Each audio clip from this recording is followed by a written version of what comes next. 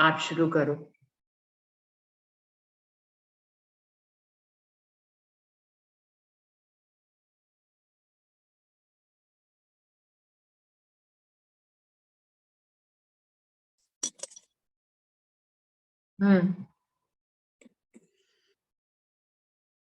बोलो श्री प्राणनाथ प्यारे की जय। बोलो श्री सद्गुरु महाराज की जय।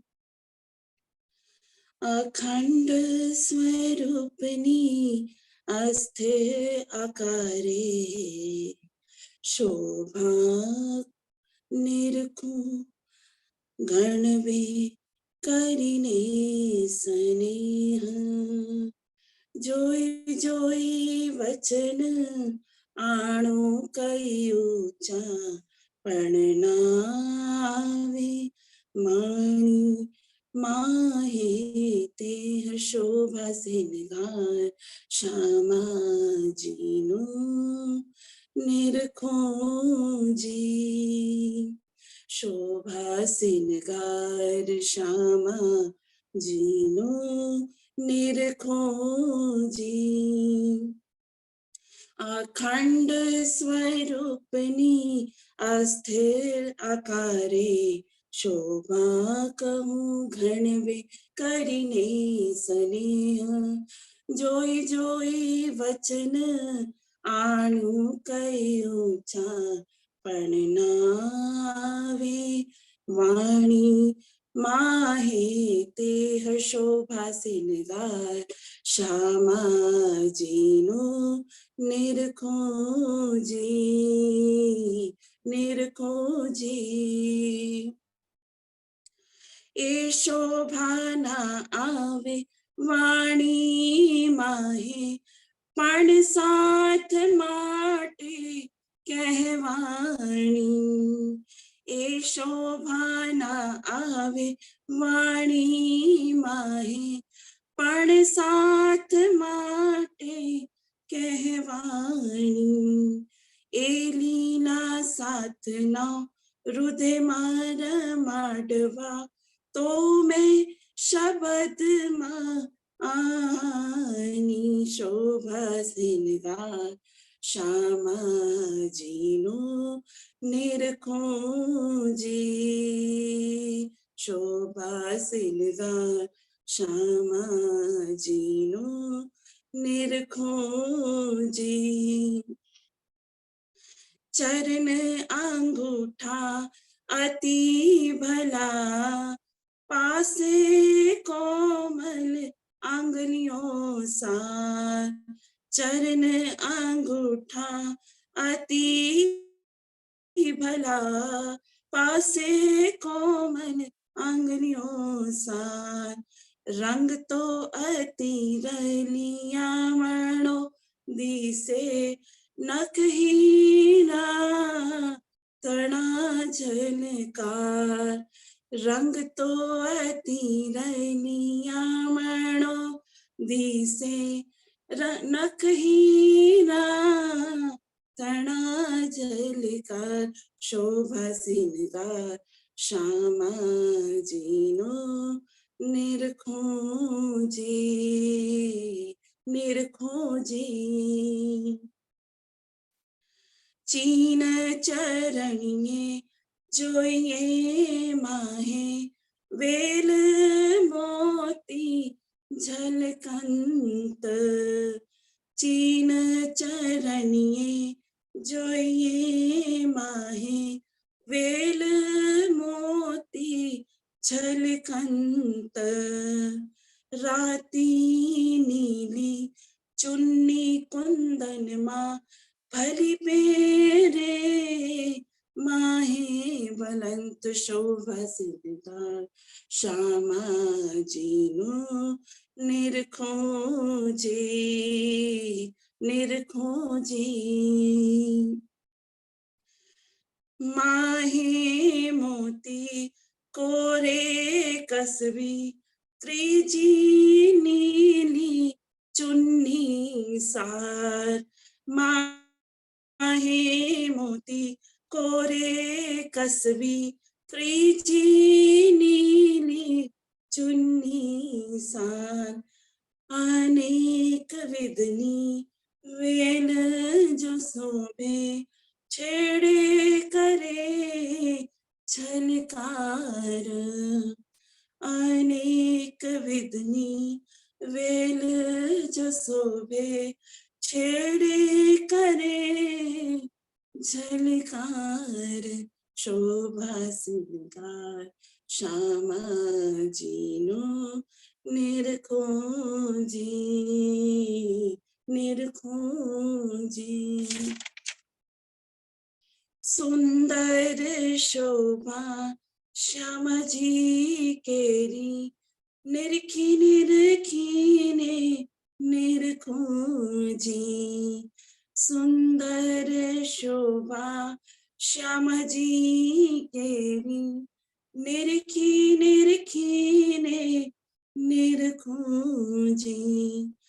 अंतर टालीने एक थया, अंतर टालीने एक थया शेर इंद्रावती कहे हूँ हर खूंजी। अंतर टालीने एक थया शेर इंद्रावती कहे हूँ हर खूंजी। शोभा सिंगार श्यामा जीनो निरखो जी, निरखो जी। अखंड स्वरूपनी अस्थिर आकारे शोभा कहूँ घन में करिने सने।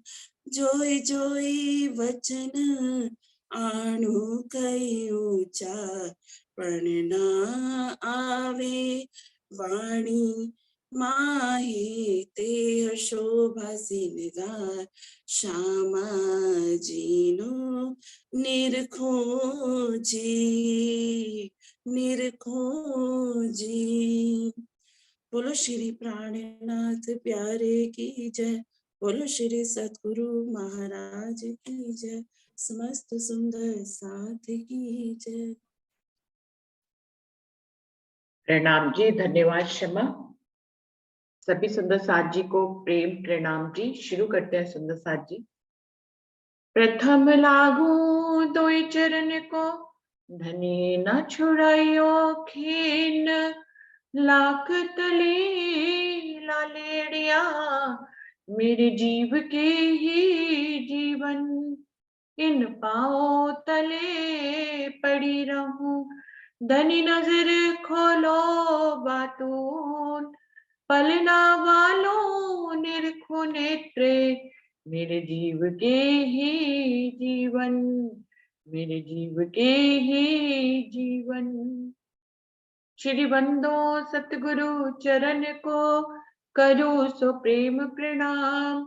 अशुभ हरन मंगल करन धनि श्री देव चंद्र जी नाम। श्री प्राणनाथ निज मूलपति श्री मेहराज सुनाम। तेज कुंवर श्यामा युगल जी को पल पल करूं प्रणाम। पिया जी को पल पल करूं प्रणाम। सुंदर साथ जी खिलवत वाणी चल रही है और उसके 2 प्रकरण कंप्लीट हो गए। अभी तीसरे प्रकरण से आगे बढ़ते हैं। मैं खुदी की पहचान पहले हमें कराई गई और फिर मैं खुदी निकलेगी कैसे। धनी की मैं जब रूह अपना लेगी तो धनी की मैं आने पर दुनियाविक मैं अपने आप ही चली जाएगी। हमारे अंदर मैं होती है और जब धनी की मैं जगह ले लेती है तो संसारिक मैं के लिए जगह ही नहीं रह जाती है। तो वो जगह है हमारे दिल में जिसको हम धनी की मैं से जितना भरते जाएंगे उतना ही दुनियाविक मैं खत्म होती चली जाएगी। पिछले प्रकरण में से दूसरे प्रकरण में यही बात दर्शाई गई थी। अब इंद्रावती जी जिनके अंदर धनी की मैं आ गई, जिन्होंने पूर्ण समर्पण कर दिया, जो अब स्वयं रही ही नहीं, जो धनी ही बन गई, उनमें और धनी में भेद ही नहीं रहा, वो स्वयं ही धनी ही हो गई। उनमें आत्मा का भाव भी नहीं है कि मैं धनी। जब आत्मिक भाव लेती है, रूह, और तो वो एक नजर के रूप में जीव के ऊपर काम, जो इस समय धनी ने हुक्म दे रखा है कि आत्मा परात्म की नजर जो है वो हुक्म का रूप, हुक्म जो है आत्मा का रूप धारण करके जीव के ऊपर लीला को देख रहे हैं।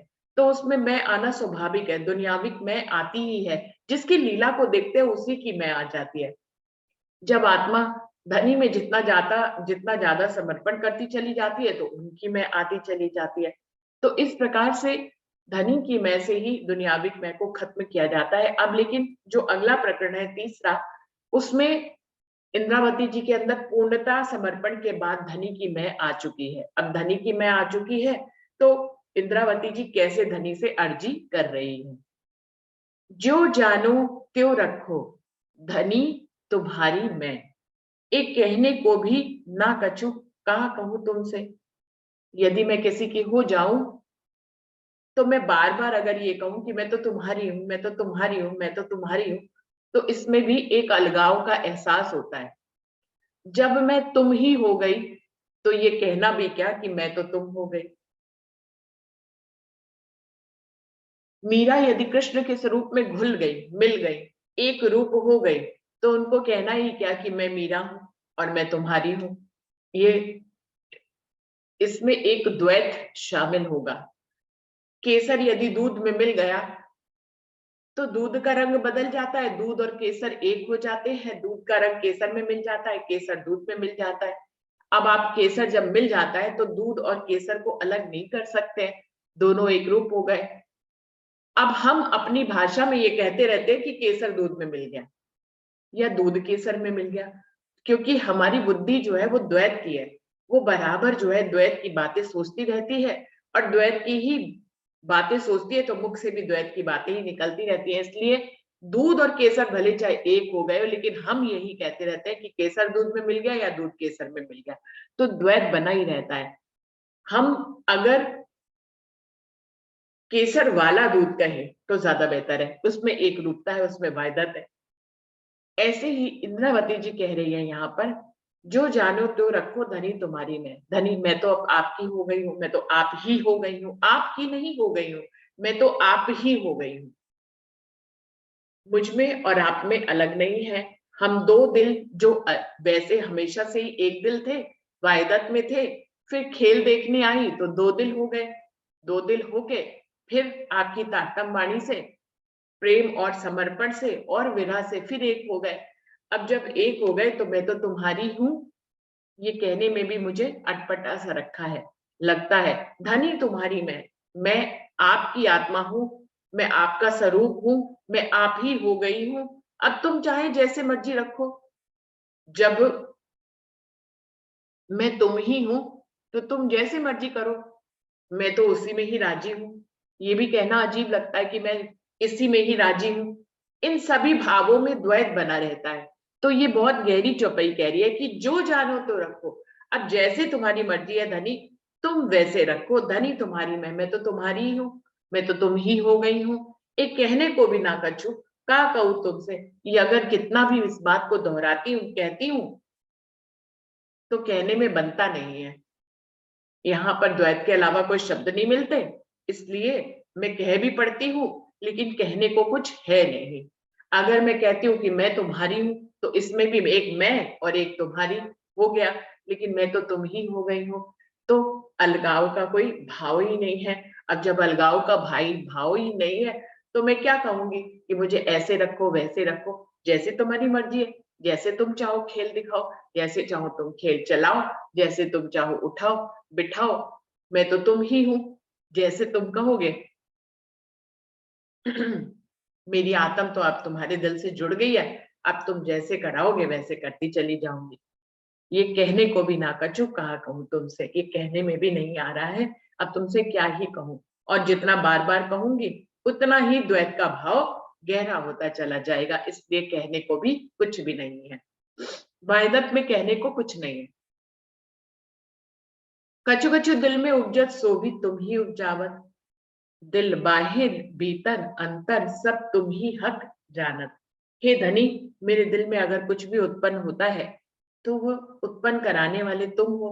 आज मैं इस तारतम वाणी की मार्फत की अवस्था से, इस तारतम वाणी से मैं आपकी मार्फत की अवस्था को जान गई हूँ, जो इश्क में रहकर भी जिस मार्फत की अवस्था को नहीं जानती थी कि सब कुछ तुम्हारे दिल से ही होता है। अर्श हो फर्श हो, अर्श के जर्रे जर्रे में भी तुम्हारे दिल से ही सब कुछ होता था, फर्श के जर्रे जर्रे में भी तुम्हारी दिल से ही सब कुछ होता है।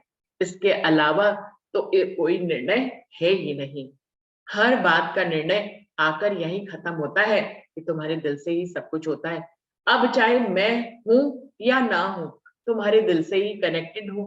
तो अब मेरे दिल में, जब तुम्हारे दिल से कनेक्टेड हूं, तो कुछ दिल में उपजेगा भी तो कौन उपजाने वाला होगा धनी? तुम ही उपजाने वाले हो।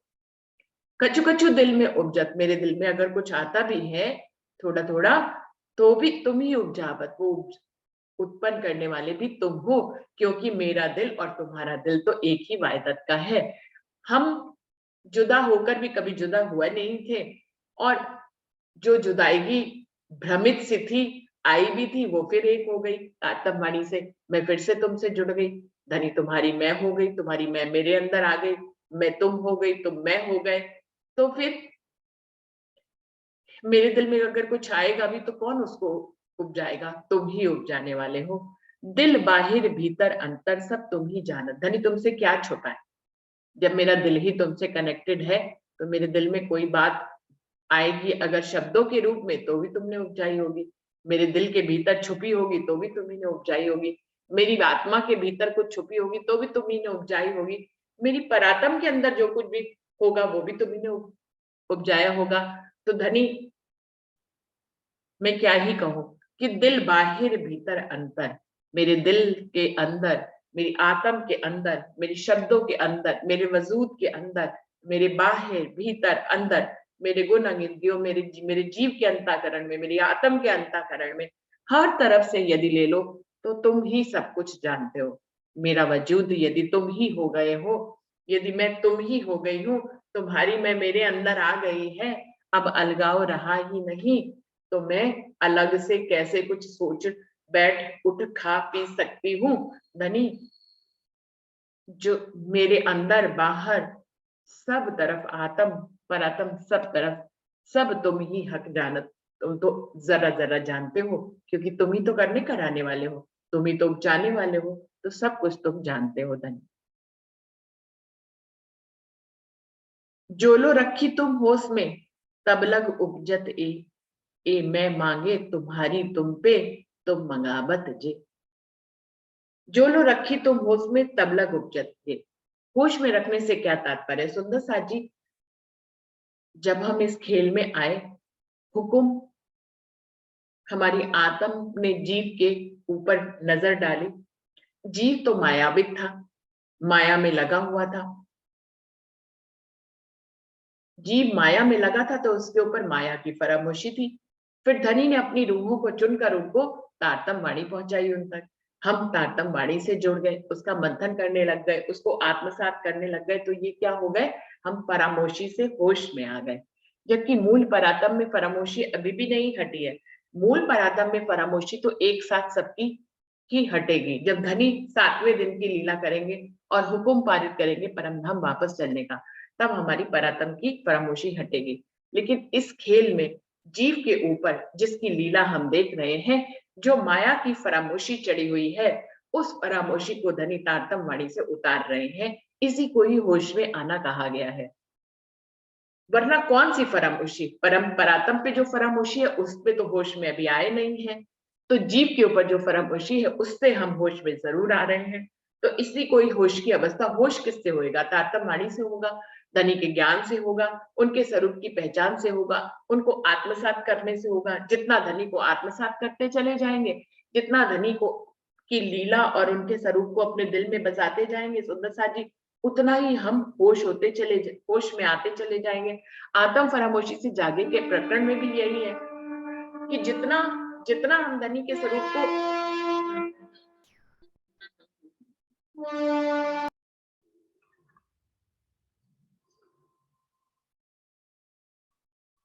आत्म फरामोशी से जागे के प्रकरण में भी यही, हम जितना धनी को करीब होते चले जाएंगे, उतना फरामोशी हटती चली जाएगी।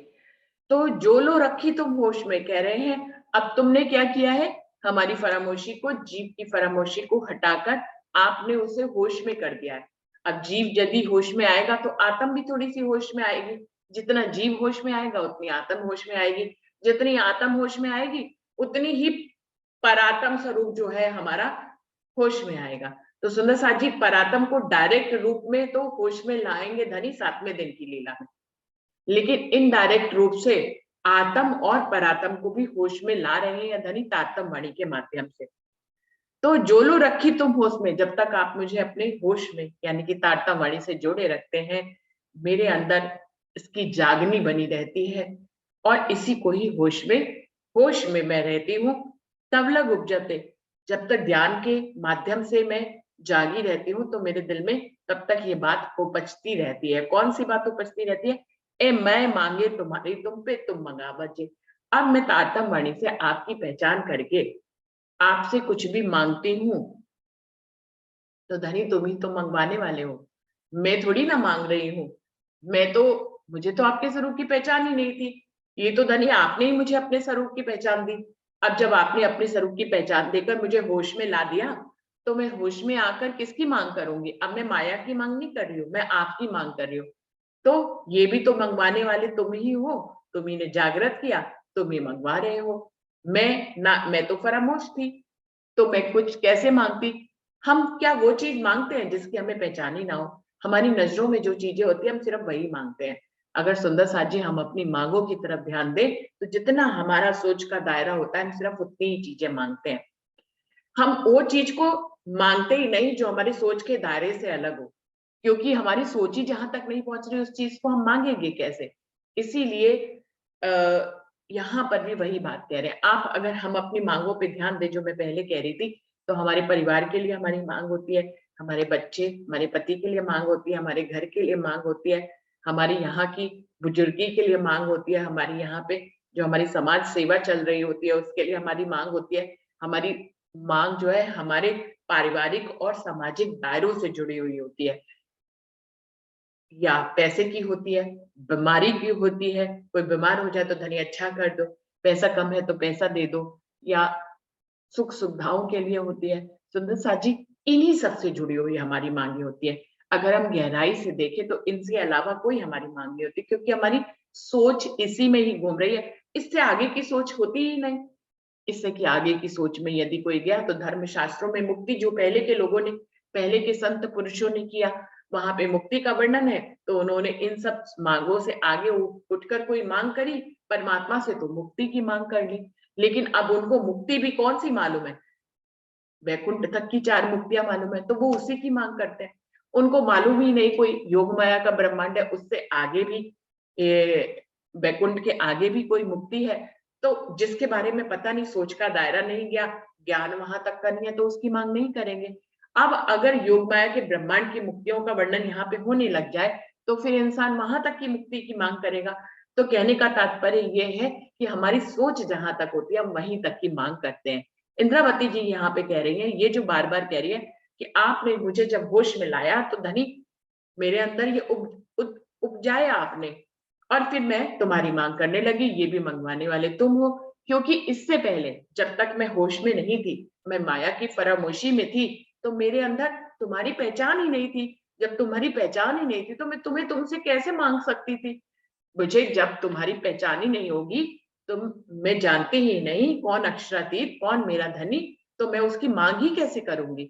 उसकी मांग भी तभी होती है सुंदर साथ जी, जब हमें उसकी पहचान होती है, जब वो हमारे अंतःकरण में आ जाता है, तभी तो हम उसकी मांग करेंगे। जब तक वो हमारे अंतःकरण में ही नहीं आएगा हम उसकी मांग ही कैसे करेंगे? तो इंद्रावती जी कह रही है ये मांगना भी तुमसे तुम ही को मांगना, ये भी मांग कब उत्पन्न होती है? जब तुम मुझे होश में लाए, जब तुमने मुझे अपनी पहचान दी, जब तुम मेरे अंतःकरण में आ गए, जब तुम मेरे दिल में आ गए धनी, तभी तो मैंने तुम्हारी पूर्ण पहचान करके तुमसे तुम ही को ही मांगा धनी।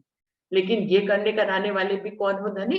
तुम ही हो, मैं नहीं हूँ। मैं तो फरामोशी में पड़ी हुई थी, मुझे क्या पता तुम कौन हो? और जब मुझे पता ही नहीं तुम कौन हो तो मैं तुम्हें क्यों मांगूंगी? नहीं मांग सकती। तो हे धनी, जब तुमने मुझे होश में लाया तब मेरे दिल में ये उपजा, और तब मैंने तब तुम्हारी मैं जो तुमने मुझे पहचान दी थी उससे मैं तुम्हारी मैं में आई और फिर मैं तुमसे ही तुमको मांगने लग गई। लेकिन ये भी करने कराने वाले धनी तुम ही हो।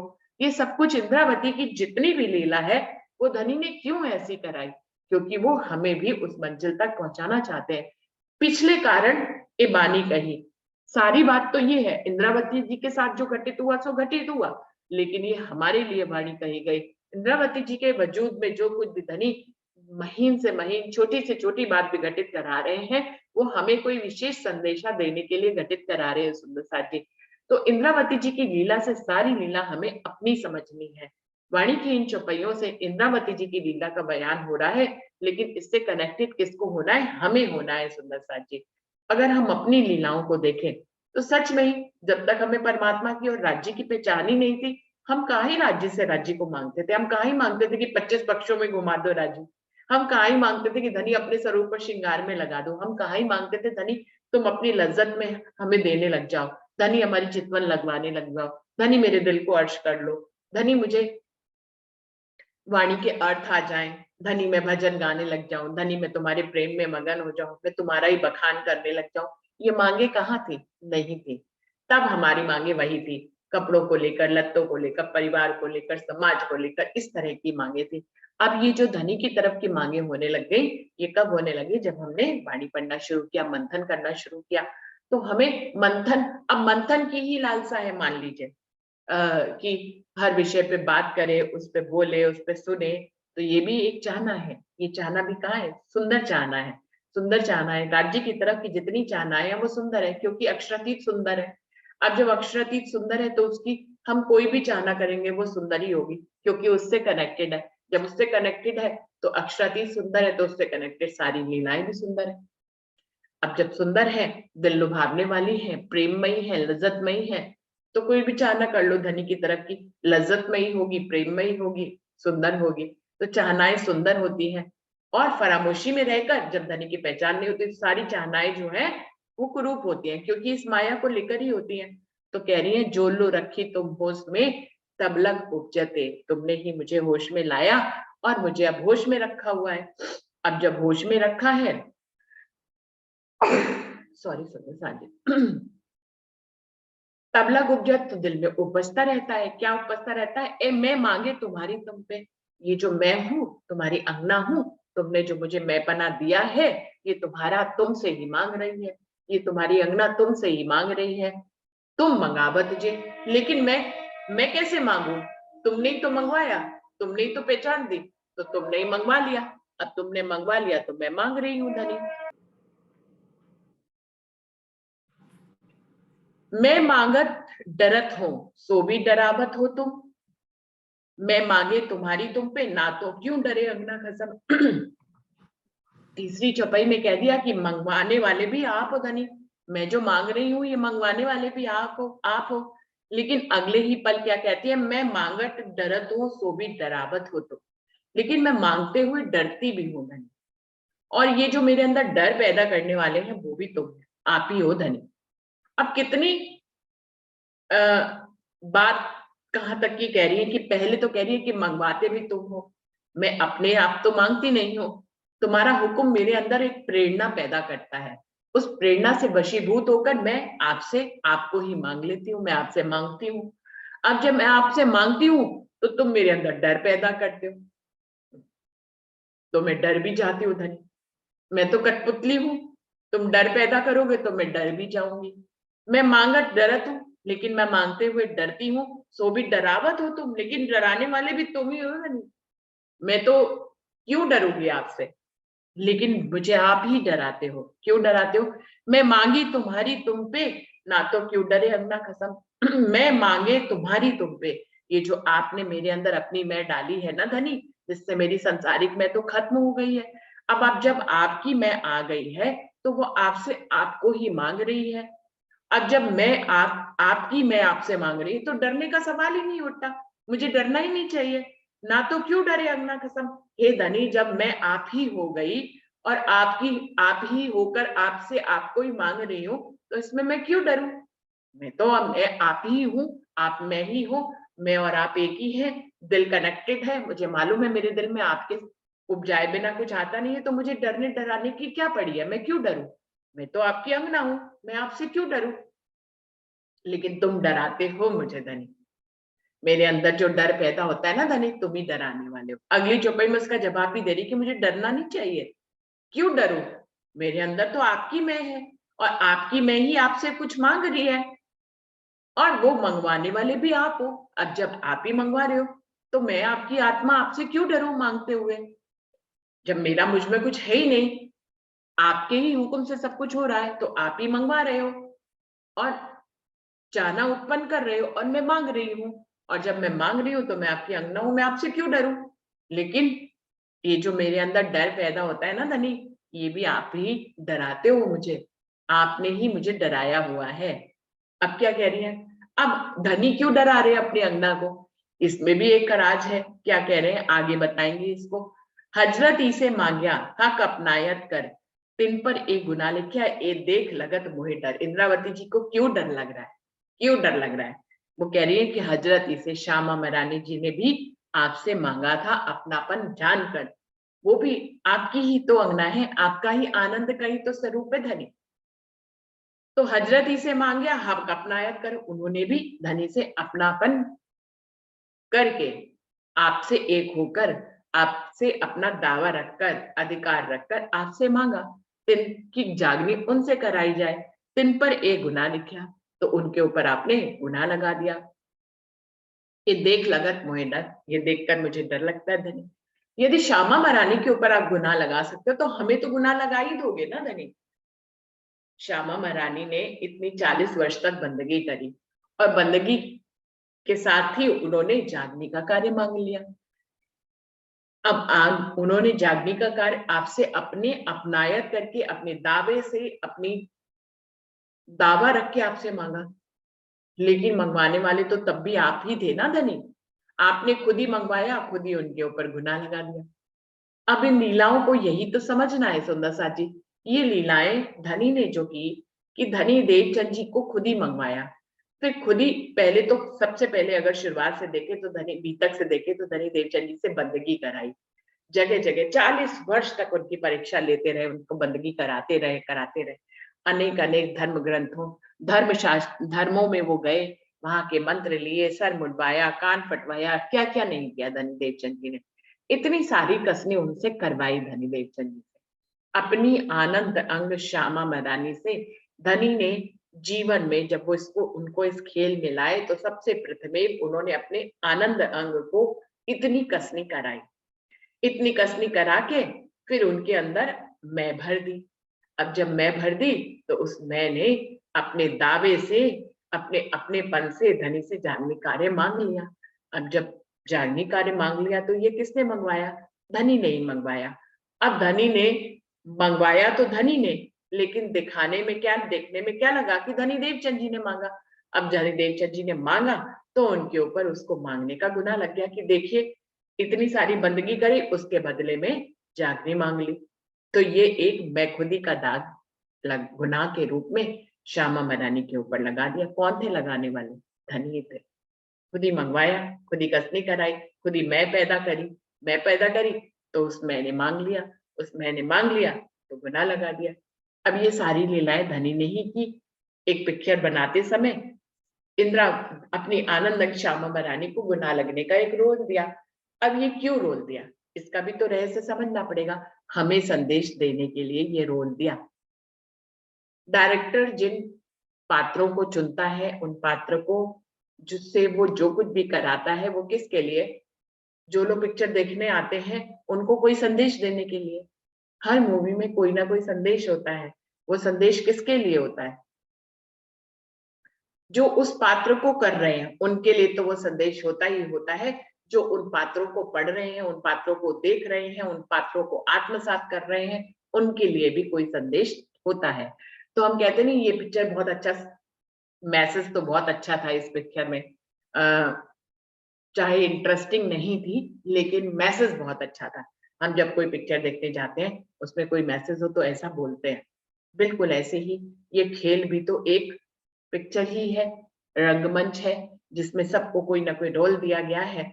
और हम जो इस पिक्चर को देख रहे हैं, हमारे लिए उसमें इस रंगमंच में, इस दुनियावी खेल में जो कुछ भी हो रहा है, चाहे वो इंद्रावती के माध्यम से हो रहा हो, धनीदेव चंद जी के माध्यम से हो रहा है, या महाराजा छत्रसाल जी के माध्यम से हो रहा है, या किसी भी परमहंस के माध्यम से कुछ भी हो रहा है, वो किसके लिए? हमें कोई संदेशा देने के लिए।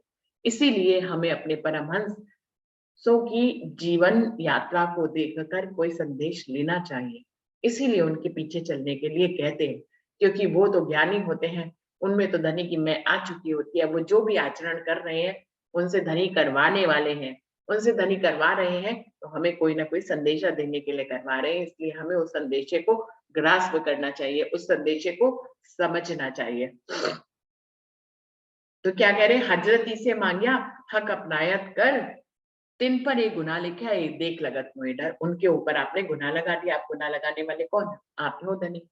तो ये देखकर मुझे डर लगता है कि मैं अगर कुछ मांगूंगी, चाहे आपसे आपको ही मांगू, इसमें भी धनी एक गुनाह लग जाएगा। अब सुंदर मांगा हमने, धनी से धनी को मांगा, तो ये एक सुंदर मांग है, जागृत अवस्था की मांग है। जब जातम वाणी से हम जाग गए, धनी की पहचान हो गई, तो हमने धनी से ही धनी को मांगा। तो ये एक सुंदर मांग है। तो सुंदर साथ जी, इस सुंदर मांग को मांगने में अगर कोई गुनाह लगेगा, तो वो गुनाह भी सुंदर होगा। लगाया किसने है? हमारे धनी ने लगाया, तो तुमने गुनाह भी लगाया तो कबूल है, तुम्हारा तो गुनाह भी सुंदर है। ऐसा भाव अगर हम लेके चलेंगे, और अपनी अगर गुनाह का कोई उल्टा अर्थ होता, तो अपनी आनंद अंग को लगाते क्या?